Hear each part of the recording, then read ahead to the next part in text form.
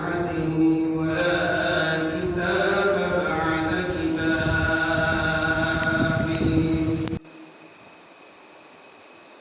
نشهد أن لا إله إلا الله،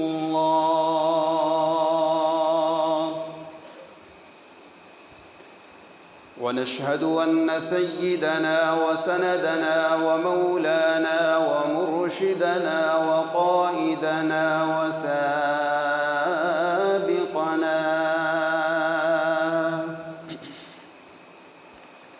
وأخشانا وأتقانا وأحسبنا وأشرفنا محمدًا عبد الله ورسوله، صلى الله عليه وعلى آله وصحبه جميعا. أما بعد، أعوذ بالله من الشيطان الرجيم. بسم الله الرحمن الرحيم.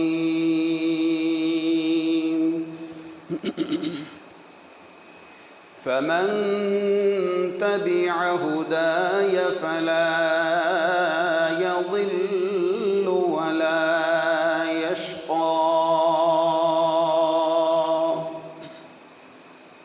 صدقت يا رب العالمين. سبحان ربك رب العزة عما يصفون وسلام على المرسلين والحمد لله رب العالمين. اللهم صل على سيدنا ومولانا محمد وبارك وسلم ثم صل عليه.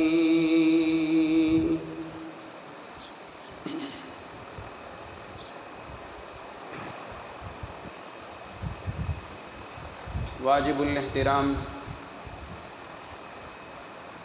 معزز مکرم سامعین کرام،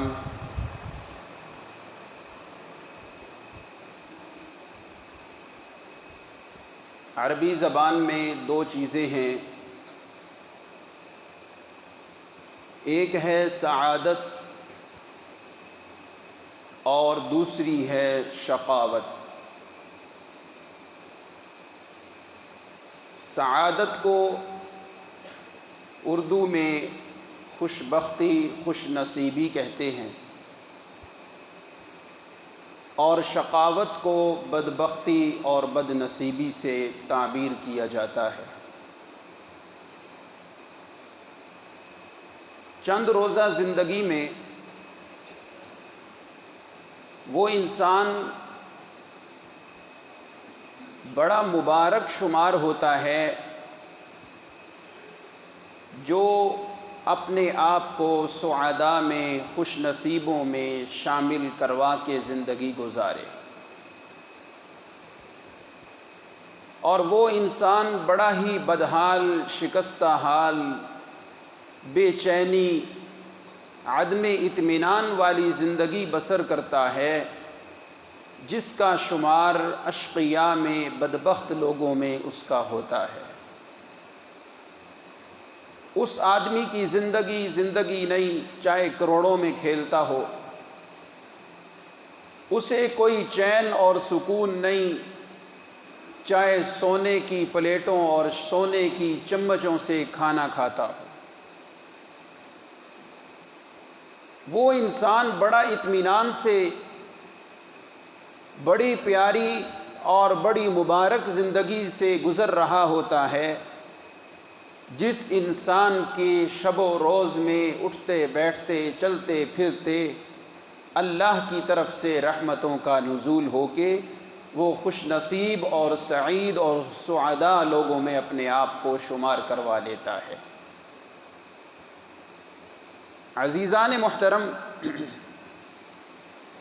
آج کے اس مختصر سے دورانیہ میں جس مبارک اور معطر عنوان کو میں موضوع سخن اور موضوع بحث لانا چاہتا ہوں۔ وہ عنوان کیا ہے؟ 6 چیزیں جس انسان کے اندر ہوں وہ کبھی بدبخت نہیں ہو سکتا۔ 6 چیزیں جس انسان کی زندگی میں آ جائیں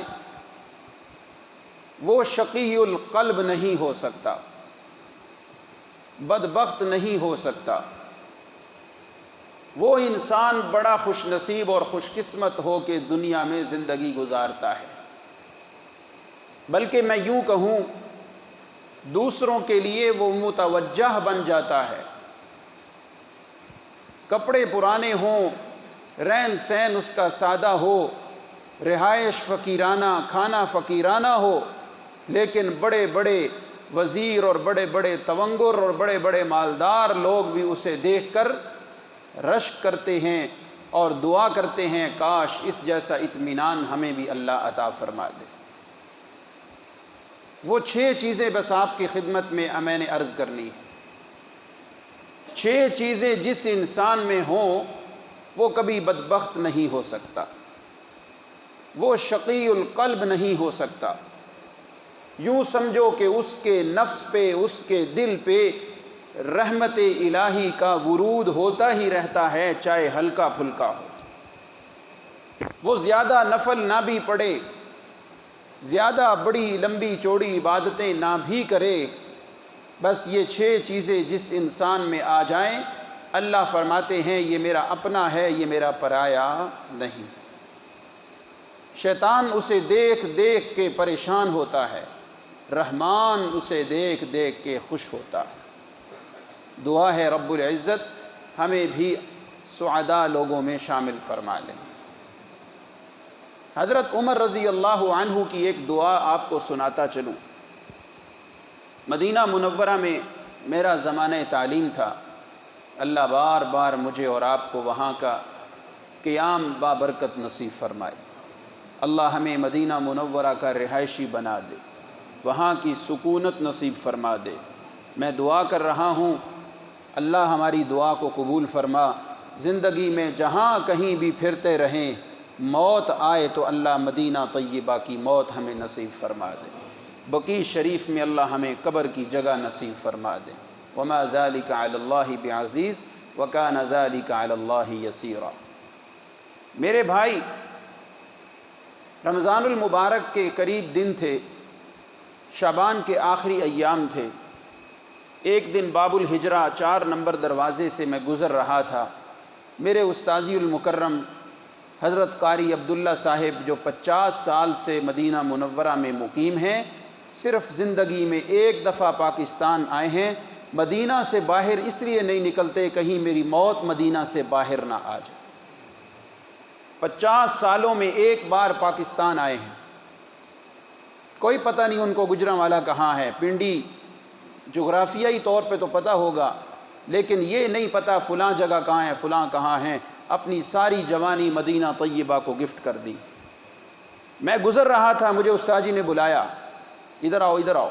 کہاں جا رہے ہو؟ میں نے کہا استاد جی فرمائیے۔ فرمایا میرے ساتھ گاڑی پہ چلو، ابھی ایک جگہ پہ بیان ہے، آپ کو ایک بیان سنا کے لاتے ہیں۔ میں چلا گیا، گاڑی میں بیٹھے، محتہ ملک فہد یا اس کے ملتے جلتا کوئی نام تھا، اس محلے میں استاد جی تشریف لے گئے۔ بڑی عالی شان کوٹھی تھی، عربیوں جیسا محل تھا۔ اندر جا کے میں نے دیکھا حضرت مولانا عمر پالن پوری رحمۃ اللہ علیہ تبلیغی جماعت کے بہت بڑے بزرگ گزرے ہیں، ان کے بیٹے مولانا یونس پالن پوری مدظلہ العالی بیان فرما رہے۔ واللہ العظیم زندگی کے ان مواقع میں سے یہ موقع تھا جس کی حلاوت مٹھاس مجھے آج تک محسوس ہو رہی۔ ماحول کون سا تھا؟ مدینہ کا۔ جگہ کون سی تھی؟ مدینہ کی۔ ٹھنڈی ٹھنڈی رات کس کی تھی؟ مدینہ کی۔ اور وہ باتیں کس کی تھیں؟ مدینہ کی۔ بس ساری مٹھاسیں اکٹھی ہو کے ایک عجیب سی مٹھاس پیدا ہوئی۔ آج تک وہ باتیں، وہ آواز، وہ مٹھاس میرے کانوں میں رس گھول رہی ہے۔ انہوں نے اپنے بیان میں جب دعا کروانے لگے تو ایک بات ہمیں سنا دی۔ فرماتے ہیں حضرت عمر رضی اللہ عنہ جب طواف کیا کرتے تھے، طواف کے دوران ایک بات کیا کرتے تھے، اے ہمارے پروردگار، اگر ہمارا نام بدبخت لوگوں میں لکھا ہوا ہے اللہ اس نام کو مٹا دے، اگر ہمارا نام نیک بخت لوگوں میں لکھا ہوا ہے اللہ اس نام کو باقی رکھنا، کبھی بھی اس فہرست سے ہمارا نام نہ مٹا دینا۔ یہ حضرت عمر دعا کیا کرتے تھے، ہمیں بھی چاہیے وہ دعا یاد کریں اور یہ دعا ہم مانگا کریں۔ اللہ اگر اچھوں میں ہمارا نام ہے کبھی نہ مٹانا، بروں میں نام لکھا ہوا ہے تو مولا اپنی رحمت کے پانی سے اس نام کو مٹا دے۔ اللہ ہم سب کی یہ دعا قبول فرما لے۔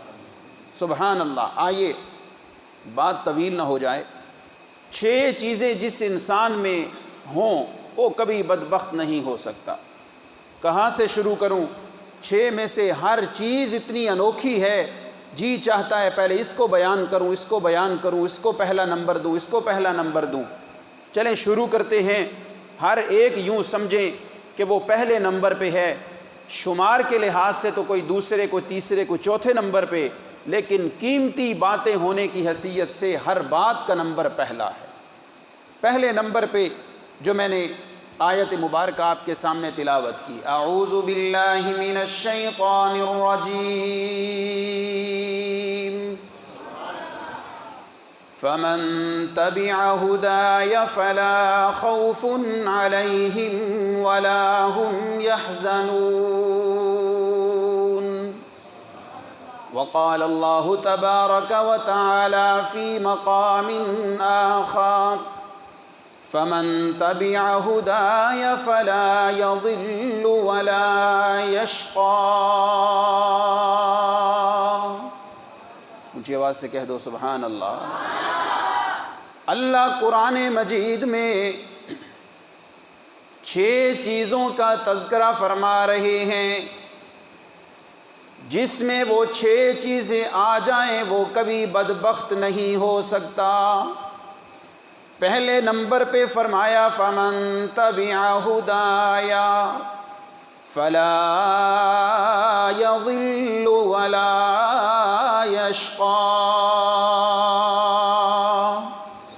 میرے پیارے پیغمبر، یہ صحیفہ ہدایت قرآن جو میں نے آپ کو عطا کیا ہے، یہ قرآن مجید کے پیارے نقوش الفاظ جو آپ کی میٹھی زبان سے نکل کے اور بھی میٹھے ہو گئے ہیں، پہلے بھی ٹھنڈے تھے، آپ کے دل پہ یہ الفاظ نازل ہوئے تو اور ان میں ٹھنڈ پڑ گئی۔ میرے پیارے پیغمبر اپنی امت سے فرما دیجئے، میرے اللہ کا پیغام ہے، فمن تبع ہدایا، جس نے اس صحیفے کو اپنے سینے سے لگا لیا، اس کے پیچھے پیچھے چلنے لگ گیا، اس قرآن کو اپنا قائد بنا لیا اور خود سائق بن کے پیچھے چلنا شروع کر دیا، فلا یضل ولا یشقی۔ باپ اس کی انگلی نہ بھی پکڑے، استاد اس کی انگلی نہ بھی پکڑے، میں اللہ وعدہ کرتا ہوں قرآن اس کی انگلی پکڑ کے اسے جنت تک پہنچا دے گا۔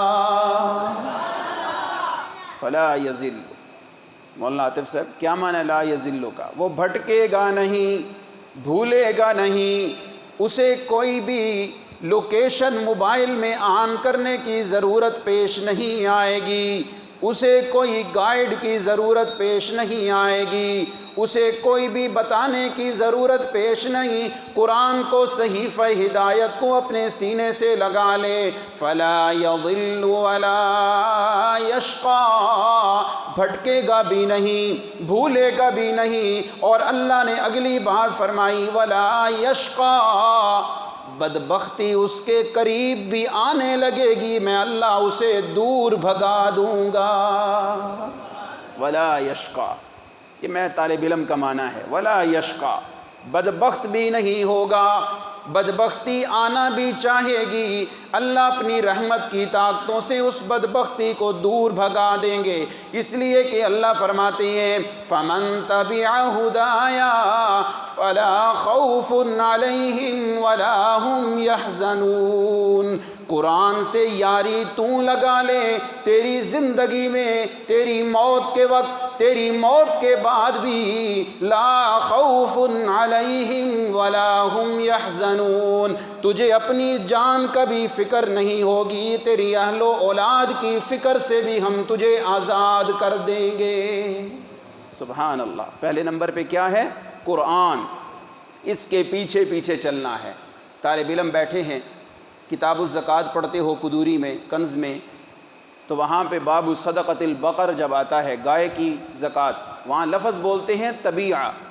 ایک مسنہ جانور ہوتا ہے، ایک طبیعہ ہوتا ہے۔ طبیعہ کس کو کہتے ہیں؟ طبیعہ اس جانور کو کہتے ہیں، گائے کے اس بچے کو جو اپنی ماں کے پیچھے پیچھے چلتا ہے۔ دوسرے سال کا بچہ ہو نا گائے کا یا پہلے سال کا، وہ ماں کے پیچھے پیچھے چلے گا۔ اللہ نے بھی فرمایا فَاتَّبِعُونِی فَاتَّبِعُونِی فَاتَّبِعُونِی، اس گائے کے بچے کی طرح بن جاؤ، وہ اپنی ماں کے پیچھے پیچھے۔ میرے بندے تو بھی قرآن کے پیچھے پیچھے چلنا شروع کر۔ فَمَن تَبِعَ، طبیعہ بن جا، قرآن کے پیچھے چل۔ فَلَا يَضِلُّ وَلَا يَشْقَىٰ، انگلیاں جتنی بھی اٹھتی جائیں، میں اللہ گارنٹی دے رہا ہوں تو بھٹک بھی نہیں سکتا، بدبخت بھی نہیں ہو سکتا ہے۔ کہو سبحان اللہ، اللہ اللہ۔ ایک چیز ہو گئی، اس پہ اگر روشنی ڈالیں، یوں کہو یہاں جھگی ڈال کے بیٹھ جائیں تو بات لمبی ہو جائے گی، آگے چل رہی۔ دوسری چیز جس انسان کے اندر ہو وہ کبھی بدبخت نہیں ہو سکتا۔ پہلے نمبر پہ کیا ہے؟ فمن تبع، قرآن کی اتباع کی، وہ بندہ کبھی بھٹک نہیں سکتا، بدبخت نہیں ہو سکتا۔ اب آئیے دوسرے نمبر پہ، اللہ فرماتے ہیں طٰہٰ مَا أَنزَلْنَا عَلَيْكَ الْقُرْآنَ لِتَشْقَىٰ۔ ایسے تو میں نے بیان نہیں کرنا، پھر اونچی آواز سے کہہ دے ذرا سبحان اللہ۔ آج تھوڑا میرے نوجوان بھائیوں سے مخاطب ہوں، بڑے بے ذوق ہو کے بیٹھے ہیں آپ، اونچی آواز سے ذرا کہا کریں جب قرآن پڑھا جائے۔ طٰہٰ مَا أَنزَلْنَا عَلَيْكَ الْقُرْآنَ لِتَشْقَىٰ۔ میرے پیارے پیغمبر، ما انزلنا، پتہ ہے آپ کو تو کوئی جانتا بھی نہیں تھا۔ پتہ ہے میرے پیارے پیغمبر، آپ تو ابھی دنیا میں آئے نہیں تھے، میں نے باپ کا سایہ پہلے اٹھا لیا۔ پتہ ہے میرے پیارے پیغمبر، آپ سفر کی حالت میں تھے، 6 سال آپ کی عمر تھی، میں نے سفر کے کھٹن حالات میں آپ کی ماں کو بھی جلدی اٹھا لیا۔ اس لیے میں دنیا والوں کو بتانا چاہتا تھا کہ اس کا باپ بھی کوئی نہیں، ماں بھی کوئی نہیں، میں اللہ خود پیارے پیغمبر کی انگلی پکڑ کے زندگی میں چلاؤں گا۔ ما انزلنا، پتہ ہے میرے پیغمبر، آپ کو تو کوئی جانتا بھی نہیں تھا، آپ کو تو یتیم سمجھا جا رہا تھا، آپ کو تو لاوارث سمجھا جا رہا تھا۔ ہم نے آپ کے قلب اطہر پہ قرآن جیسی نعمت نازل کی، قرآن جیسی نعمت کو اتارا۔ لتشقیٰ، اس لیے نہیں اتارا کہ آپ مشقت میں پڑ جائیں، آپ تھکاوٹ میں آ جائیں، آپ اپنے آپ کو غم میں داخل کر لیں، نہیں، ہم نے قرآن کو اس لیے نازل کیا، جو بندہ بھی قرآن کی تلاوت کرتا جائے گا اللہ اس سے بدبختی کو ہٹا دیں گے۔ جو قرآن کی تلاوت کرے گا زندگی میں بدبختی ختم، اس کی حیات میں بدبختی ختم، دکان میں بیٹھ کے کرے گا دکان سے بدبختی ختم، گھر میں بیٹھ کے کرے گا تو بدبختی ختم، اولاد کو پڑھائے گا تو بدبختی ختم۔ جی جب وہ زندگی میں قرآن سے جپھی لگا لے گا، قرآن کو اپنے سینے سے لگا لے گا، میں اللہ قرآن میں گارنٹی دے رہا ہوں، ساری زندگی جہاں قدم رکھے گا، جس چیز کو بھی ہاتھ لگائے گا، میں اللہ اس کی مٹی کو بھی سونا بنا دوں گا۔ ما انزلنا علیک القرآن لتشقیٰ۔ سبحان اللہ۔ قرآن جس سے سینے میں آ جائے، جو قرآن مجید کی تلاوت شروع کر دے، عمل کرنا تو اگلا کام ہے، پڑھنا شروع کر دے، صرف اس سے یاری لگا لے، لتشقیٰ، وہ کبھی بدبخت نہیں ہو سکتا ہے۔ تیسرے نمبر پہ کیا ہے؟ توجہ میری جانب، تیسرے نمبر پہ اللہ رب العزت کیا فرماتے ہیں؟ سبحان اللہ۔ اللہ قرآن مجید میں ارشاد فرما رہے ہیں وَبَرًّا بِوَالِدَتِي وَلَمْ يَجْعَلْنِي جَبَّارًا شَقِيًّا۔ اونچی آواز سے کہیں سبحان اللہ۔ وَبَرًّا بِوَالِدَتِي وَلَمْ يَجْعَلْنِي جَبَّارًا شَقِيًّا۔ میرے پیارے پیغمبر قرآن مجید میں ایک اور نسخہ اپنی امت کو بتا دیں، جس نے اس پہ عمل کر لیا وہ کبھی بدبخت نہیں ہوگا۔ جی میرے اللہ، کون سا نسخہ؟ اللہ فرماتے ہیں ذرا ان کو حضرت عیسیٰ کا قصہ سنا دو۔ حضرت عیسیٰ علیہ السلام جب اپنی ماں کی صفائی کے لیے بچپن کی حالت میں زبان سے بولنے لگے، پہلے نمبر پہ کیا فرماتے ہیں؟ انی عبد اللہ، میں اللہ کا بندہ ہوں، مجھے کل کوئی یہ نہ کہے کہ یہ حاجت روا ہے، یہ مشکل کشا ہے، یہ بگڑیاں بنانے والا ہے۔ نہیں نہیں، انی عبد اللہ، میں اللہ کا بندہ ہوں۔ جو اللہ کا بندہ ہو وہ معبود نہیں، وہ حاجت روا نہیں، وہ مشکل کشا نہیں ہو سکتا۔ حضرت عیسیٰ نے بات کو آگے بڑھایا۔ حضرت عیسیٰ فرماتی ہیں وَأَوْصَانِي بِالصَّلَاةِ وَالزَّكَاةِ مَا دُمْتُ حَيًّا۔ اس پتہ ہے دنیا والوں مجھے اللہ نے کیا آرڈر کیا ہے، جب تک میں زندہ رہوں میں نماز کا پابند رہوں، جب تک میں زندہ رہوں اپنے مال کی زکوٰۃ دیتا رہوں۔ اور چوتھے نمبر پہ اللہ نے فرمایا وَبَرًّا بِوَالِدَتِي، مجھے اللہ نے آرڈر کیا ہے اے عیسیٰ تو بغیر باپ کے پیدا ہوا، اس لیے میں تیری ماں کا صرف نام لے رہا ہوں، وگرنہ بعد والے لوگوں کو بتا دو ماں باپ دونوں کے ساتھ جو بندہ حسن سلوک سے پیش آئے، وَلَمْ يَجْعَلْنِي جَبَّارًا شَقِيًّا، جس نے ماں کی عزت کر لی، باپ کا احترام کر لیا، اللہ کا قرآن گارنٹی دے رہا ہے وہ بندہ کبھی بدبخت نہیں ہو سکتا۔ وَلَمْ يَجْعَلْنِي جَبَّارًا شَقِيًّا، ماں باپ کی فرما برداری کر لی کبھی بدبخت نہیں ہوگا، سعادت مند رہے گا، لوگ رشک کی نگاہوں سے دیکھیں گے، قدر کی نگاہوں سے دیکھیں گے۔ ذرا میں اس پوائنٹ پہ تھوڑی سی روشنی ڈالتا جاؤں۔ وَبَرًّا بِوَالِدَتِي، کتنی چیزیں ہو گئی ہیں؟ اونچی آواز سے کتنی چیزیں ہو گئی ہیں؟ 3۔ پہلے نمبر پہ فَمَن تَبِعَ هُدَايَ، دوسرے نمبر پہ مَا أَنزَلْنَا عَلَيْكَ الْقُرْآنَ لِتَشْقَى، تیسرے نمبر پہ وَبَرًّا بِوَالِدَتِي وَلَمْ يَجْعَلْنِي جَبَّارًا شَقِيًّا۔ توجہ قائم، ماں باپ کے ساتھ حسن سلوک کرنا کبھی کبھی تو جہاد سے بھی زیادہ ثواب ہو جاتا ہے۔ کہو سبحان اللہ۔ ماں باپ کے ساتھ حسن سلوک کبھی تو جہاد سے بھی بڑھ جاتا ہے۔ کون تھے اویس قرنی؟ کون تھے اویس قرنی؟ کیوں عزت ملی انہیں؟ نبی علیہ السلام کی زندگی میں، حیات میں آپ کا زمانہ پایا، ماں کی خدمت میں مصروف تھے، پیغام بھیجا اللہ کے پیغمبر آپ کو ملنے کو بڑا جی چاہتا ہے، زیارت کرنے کو جی بڑا چاہتا ہے، کیا کروں میری بوڑھی ماں کی خدمت مجھے آنے نہیں دیتی۔ میرے آقا نے فرمایا اویس کو بتاؤ میری زیارت تو جنت کے دروازے میں بھی ہو جائے گی، ماں کی خدمت تجھے پھر نصیب نہیں ہوگی، میں تجھے خود کہہ رہا ہوں میرے پاس نہیں آنا، ماں کی خدمت میں لگے رہو، میری زیارت انشاءاللہ میدان محشر میں تجھے ہو جائے۔ اور پھر حضرت عمر کو فرمایا عمر جب بھی اویس قرنی سے ملو نا تو میرا اس کو جا کے سلام دینا۔ سبحان اللہ، یہ سلام کے پروانے کیوں آ رہے ہیں؟ کہ وہ ماں کی خدمت کر رہے تھے۔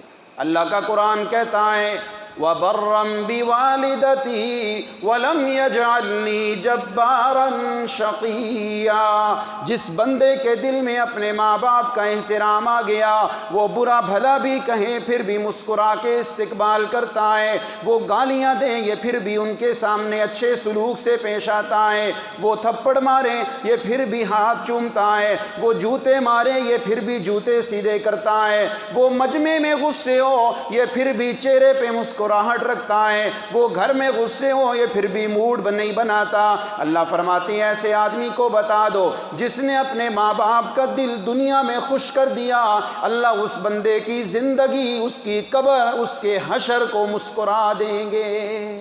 سبحان اللہ، یہ ہے ماں باپ کی فرما برداری۔ ایک واقعہ سناتا چلوں، ماں ناراض ہو نا، باپ ناراض ہو تو بندے کا کوئی عمل بھی قبول نہیں ہوتا۔ اللہ اکبر۔ مدینہ منورہ میں کسی کی وفات ہوئی، نبی کریم صلی اللہ علیہ وسلم کو معجزتاً پتہ چل گیا کہ اسے عذاب ہو رہا ہے، اسے عذاب ہو رہا ہے۔ نبی علیہ الصلوۃ والسلام نے پوچھا بھائی اس پہ کوئی قرض ہے؟ فرمایا نہیں۔ کوئی اور اوقات ہے؟ فرمایا نہیں۔ یار کیا مسئلہ ہے؟ فرمایا یا رسول اللہ اس کی ماں اس پہ ناراض ہے۔ آپ نے فرمایا جاؤ ماں کو مناؤ، اپنے بیٹے کو معاف کر دے۔ ماں کا دل بڑا سخت ہے، کہتے نہیں یا رسول اللہ میں نے معاف نہیں کرنا، میں نے معاف نہیں کرنا۔ اللہ اکبر۔ نبی علیہ السلام فرمایا جاؤ پھر ایک دفعہ مناؤ۔ ماں نے کہا نہیں میں نے معاف نہیں کرنا، اس نے میرا بڑا دل دکھایا ہے، بیگم کی باتیں مان کے مجھے تنگ کرتا ہے وغیرہ، اس طرح کی باتیں بہت تاریخ میں لکھی ہوئی ہیں۔ آپ نے فرمایا ماں سے کہو معاف کر دے، کوئی بات نہیں، اس کی قبر کا معاملہ ہے، وہ دیکھ اس کو عذاب مل رہا ہے، آپ کے معاف کرنے سے اس کی اگر قبر ٹھنڈی ہو جائے۔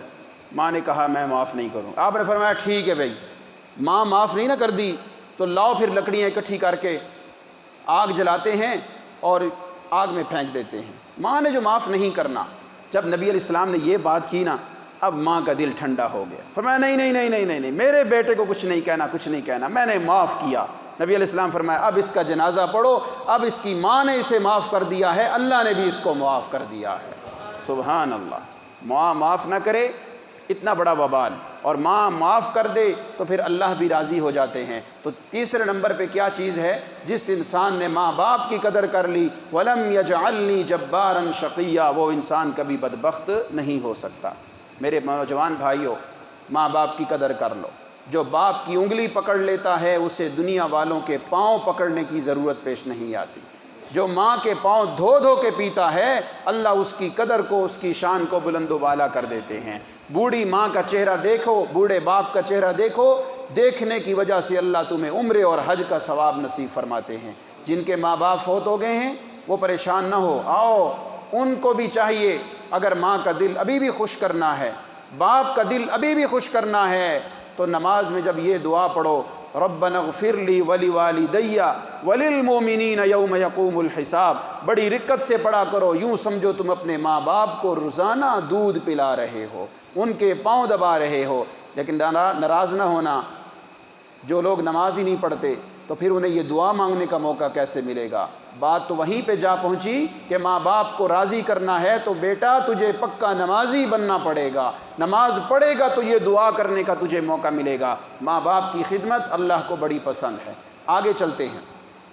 چوتھے نمبر پہ کیا ہے؟ جس انسان کے اندر وہ چیز آئے وہ کبھی بدبخت نہیں ہو سکتا۔ کون سی چیز ہے؟ فرمایا جس انسان کے دل میں اللہ کا ڈر آ جائے وہ کبھی بدبخت نہیں ہو سکتا۔ ڈر اللہ کا آ جائے، گناہ کا موقع ملے، وہ کہے انی اخاف اللہ رب العالمین، میں اپنے رب سے ڈرتا ہوں، میں نے یہ گناہ نہیں کرنا، وہ انسان کبھی بدبخت نہیں ہو سکتا۔ قرآن کی آیت کا سہارا لیتا ہوں اور اس بات کو بھی میں واضح کرتا چلوں۔ اللہ قرآن میں فرما رہی ہیں سَيَذَّكَّرُ مَن يَخْشَىٰ وَيَتَجَنَّبُهَا الْأَشْقَىٰ۔ میرے پیارے پیغمبر فرما دیجئے قرآن کے آئینے میں سَيَذَّكَّرُ مَن يَخْشَىٰ، یہ جو قرآن مجید کا صحیفہ تمہارے پاس ہے، پتہ ہے اس قرآن سے یاری وہ لگائے گا من یخشا، جس کے دل میں اللہ کا ڈر ہوگا۔ جس کے دل میں کیا ہوگا؟ اللہ کا ڈر۔ بس قرآن سے یاری اس کی ہوگی۔ آگے اللہ کیا فرماتے ہیں؟ وَيَتَجَنَّبُهَا الْأَشْقَىٰ، توجہ میری طرف، وَيَتَجَنَّبُهَا الْأَشْقَىٰ۔ بھائی شفقت صاحب، کیا اللہ کے قرآن کے سمجھانے کا انداز ہے؟ وَيَتَجَنَّبُهَا الْأَشْقَىٰ، میں اللہ بتا رہا ہوں جس کے دل میں اللہ کا ڈر آ گیا، قرآن خود جا کے اس کے سینے سے لگ جائے گا۔ وَيَتَجَنَّبُهَا الْأَشْقَىٰ، قرآن سے وہی بھاگے گا جس کے دل میں شقاوت ہوگی، اللہ کے ذکر سے، ڈر سے وہی بھاگے گا جس کے دل میں شقاوت ہوگی۔ تو پتہ چلا جس دل میں اللہ کا ڈر آ جائے وہ بندہ کبھی بھی بدبخت نہیں ہوگا، کبھی بدبخت نہیں ہوگا۔ ٹائم کم ہے وگرنہ میں اس پہ بہت سے واقعات سنا سکتا ہوں۔ آگے چلیں۔ کتنی چیزیں ہو گئیں؟ اونچی آواز سے کتنی ہو گئیں؟ 5ویں نمبر پہ توجہ میری جانب، اللہ کا قرآن کیا سمجھا رہا ہے؟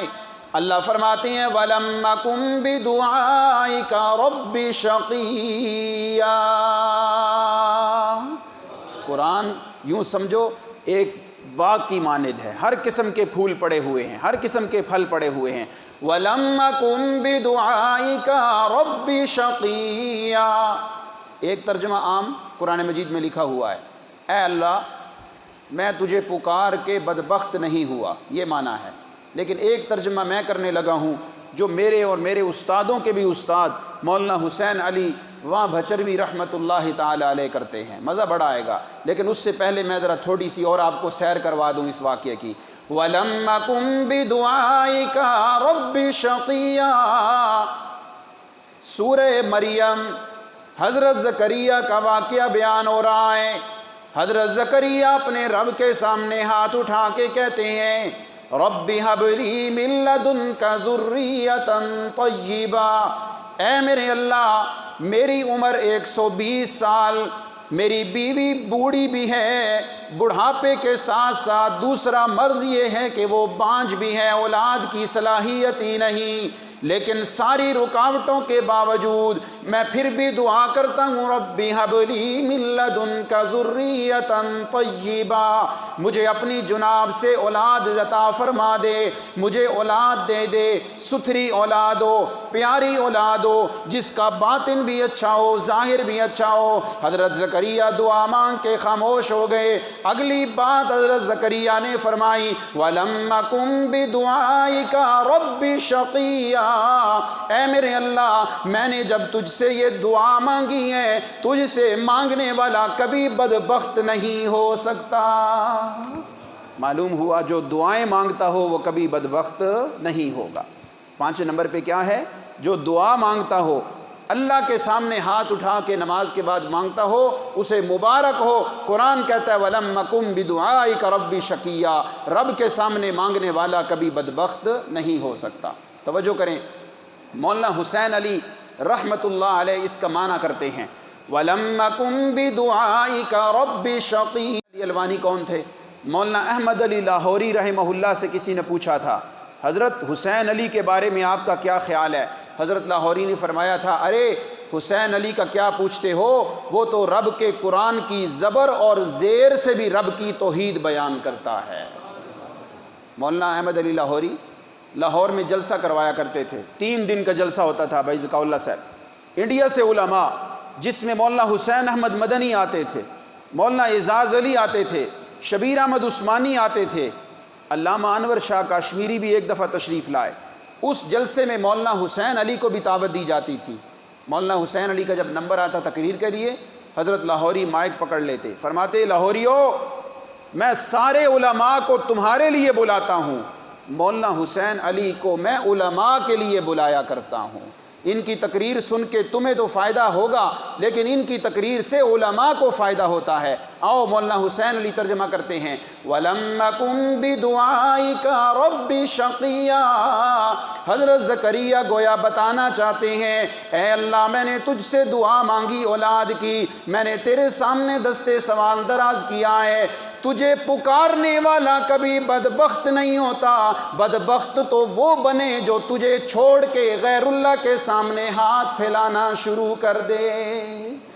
جو غیر اللہ سے مانگے وہ بدبخت ہوتا ہے، تجھ سے مانگنے والا کبھی بدبخت نہیں ہو سکتا۔ اب اللہ نے بھی یہ دعا قبول کی۔ اللہ فرماتے ہیں زکریہ تو نے اپنی جھولی پھیلائی اور مجھ سے مانگا، تو نے اپنے آپ کو دیکھ کے مانگا اے اللہ مجھے اولاد دے دے، موسم تو نہیں ہے اولاد کا لیکن پھر بھی مانگ رہا ہوں۔ اللہ فرماتے ہیں تو نے اپنا ظرف دیکھ کے مانگا، میں اپنے فضل دیکھ کے تجھے عطا کرنے لگا ہوں، میں تجھے اولاد بھی دوں گا، نام رکھ کے بھی دوں گا، اور کل جب تیرا وہ بیٹا جوان ہوگا تو اس کے سر پہ میں نبوت کا تاج بھی سجا دوں گا۔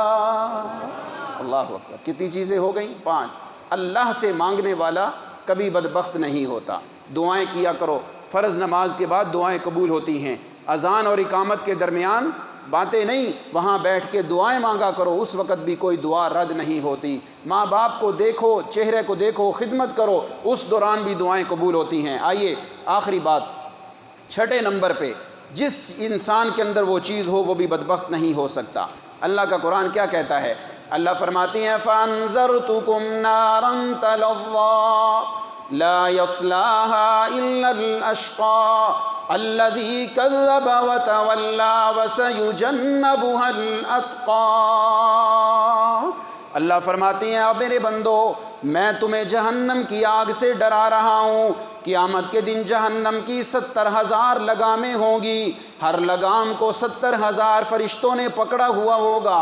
اس پکڑنے کے باوجود تکاد تمیز من الغیظ، وہ جہنم غصے سے پھٹنے لگے گی، بڑی غصے میں ہوگی۔ اللہ فرماتی ہے میں تمہیں اس آگ سے ڈرا رہا ہوں جس آگ میں داخل ہونے والا سڑ گل جائے گا۔ لا یصلاھا الا الاشقى، پتہ ہے جہنم میں کون جائے گا؟ جس کے اندر شقاوت ہوئی، جس میں بدبختی ہوئی، جس کے دل کے اندر اللہ کا ڈر نہ ہوا۔ اللہ پھر کیسے بچنا ہے اس جہنم سے؟ اللہ فرماتے ہیں وَسَيُجَنَّبُهَا الْأَتْقَى، جس کے دل میں تقوی ہوگا وہ کبھی بھی جہنم میں نہیں جائے گا۔ تو چھٹی بات کیا ہوئی؟ جس بندے کو اللہ تقوی والی نعمت عطا کر دے، تقوی والی دولت عطا کر دے، وہ بندہ کبھی بھی بدبخت نہیں ہوگا۔ کہو سبحان اللہ۔ 6 چیزیں میں نے بیان کی ہیں، جس میں ہوں وہ بندہ کبھی بدبخت نہیں ہو سکتا۔ آخری چیز کیا ہے؟ جس میں تقوی ہو، اللہ کا ڈر ہو، متقی ہو جائے۔ پہلے خشیت آئے گی، اللہ کا ڈر آئے گا، پھر وہ بندہ متقی ہو جائے گا۔ جب متقی بنے گا تو اللہ فرماتے ہیں میں اسے قیامت کے دن کی جہنم کی گرمی سے بچاؤں گا، جہنم کی آگ سے بچاؤں گا۔ آئیے ذرا حالات حاضرہ کو دیکھتے ہوئے یہ آیت مبارکہ میں اور آپ عمل کریں تو ہم اتقیٰ بن سکتے ہیں۔ لیکن قرآن ابھی بتا رہا ہے ایک اتقیٰ دنیا میں آ چکا ہے، میرے نبی کا ایک امتی ایسا آ چکا ہے جو اتقیٰ ہے، جس کو یہ سرٹیفکیٹ دنیا میں مل چکا ہے۔ تمام مفسرین فرماتے ہیں یہ آیات مبارکہ حضرت ابوبکر صدیق کی شان میں نازل ہوئی تھی۔ کہو سبحان اللہ۔ حضرت ابوبکر صدیق کی شان میں نازل ہوئی۔ کون ابوبکر؟ آج جس ابوبکر کے بارے میں زبان کھولی جا رہی ہے، آج صدیق اکبر کو برا بھلا کہا جا رہا ہے اور ان کے جرم اور ان پہ الزامات لگائے جا رہے ہیں۔ نہیں، تو تاریخ کی کتابوں کو نہ دیکھ، قرآن کو مقناطیس بنا۔ قرآن کیا کہتا ہے؟ اتقیٰ، سب سے زیادہ ڈرنے والا انبیاء کے بعد اس دھرتی پہ اس آسمان نے اگر دیکھا ہے تو وہ ابوبکر صدیق کو دیکھا ہے رضی اللہ عنہ۔ آج کے اس جمعے کی وساطت سے میں مطالبہ کرتا ہوں حکومت وقت سے، بڑے پیارے انداز میں، کوئی مخالفت نہیں، کوئی جھگڑا نہیں، میں پوچھنا چاہتا ہوں جنرل قمر باجوہ صاحب سے، آپ جرنیل ہیں، چیف آف آرمی سٹاف ہیں، میں آپ سے ایک سوال کرنا چاہتا ہوں کہ باجوہ صاحب آپ کی ساری فوج میں کرنل بھی موجود ہیں، بریگیڈیئر بھی موجود ہیں، آپ کی جماعت کے اندر بڑے بڑے عہدیدار موجود ہیں، بتاؤ کسی کرنل کو، جرنل کو، بریگیڈیئر کو، کسی بھی میجر کو کوئی گالی دے گا آپ اسے معاف کریں گے؟ اونچی آواز سے، یہ ہو سکتا ہے؟ کوئی معاف نہیں کرے گا۔ تو قمر صاحب، باجوہ صاحب، ہم آپ سے مطالبہ کرتے ہیں، آپ اس ملک کے محافظ ہیں، فوج کے گائیڈ ہیں، commander of chief army staff ہیں، بڑا اللہ نے آپ کو عہدے سے نوازا ہے۔ جب آپ کی فوج کے کسی بندے کو برا بھلا نہیں کہا جا سکتا تو پھر میرے رب کی فوج صحابہ کرام کو برا بھلا کیسے کہا جا سکتا ہے؟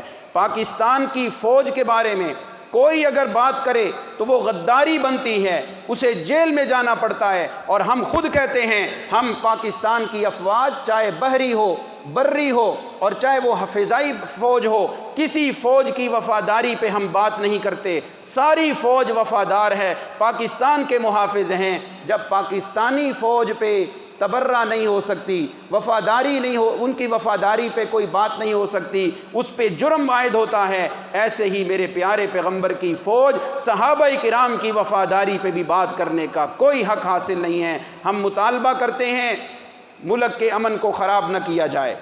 یہ کون لوگ ملک کے اندر فساد پیدا کرنا چاہتے ہیں؟ جس فساد کی نظر میں ہمارے علماء دیوبند کے بہت بڑے عالم ڈاکٹر محمد عادل رحمت اللہ تعالی علیہ کو اس طرح شہید کیا گیا جس طرح جانور کو بھی گولی نہیں ماری جاتی، اور کراچی کے اس روڈ پہ جس پہ ہر وقت ٹریفک چل رہی ہے، اور پھر گولی مار کے جانے والا اللہ تیرے ہاتھوں کو تباہ و برباد کر دے۔ تیرے پاؤں کو اللہ تعالیٰ کاٹ دیں، تیری نسلوں کو تباہ کر دیں۔ آپ ویڈیو دیکھیں خدا کی قسم، جب گولی مار کے وہ جا رہا ہے موٹر سائیکل پہ بیٹھنے کے لیے، اتنا اطمینان، پتہ ہی کوئی نہیں، لگتا ہے اس کے پیچھے کسی کا ہاتھ ہے۔ باجوہ صاحب ان عناصر کو نشاندہی کر کے ان کو کیفر کردار تک پہنچائیں۔ ملک کے امن کو ہم خراب نہیں کرنا چاہتے، اس کے پیچھے جو ایجنڈے ہیں آپ ان ایجنڈوں پہ غور کر کے ایسے لوگوں کو واقرار واقعی سزا دیں، تاکہ آنے والے لوگوں کو پتہ چلے کہ پاکستان ایک امن کا گہوارہ ہے، اسے ہم پرامن رہنا چاہتے ہیں، اس کے اندر ہم کبھی بھی بدامنی نہیں پھیلنے دیں گے۔ آپ ذرا ہاتھ اٹھا کے تائید کر دیں، آپ اس مطالبے کو مانتے ہیں؟ ان علماء کے قاتلوں کو پکڑا جانا چاہیے۔